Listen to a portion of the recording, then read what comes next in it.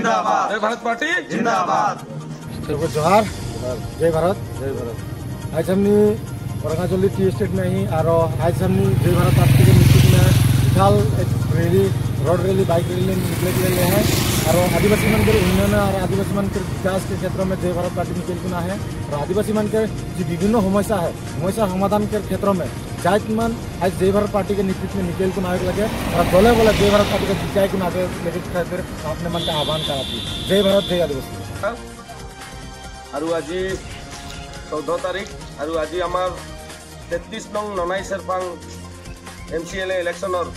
आमार जय भारत पार्टीर कैंडिडेट जितेन कर्मकार डांगरियार आज रैली आछे और ये बाइक रैलीत आपनालोक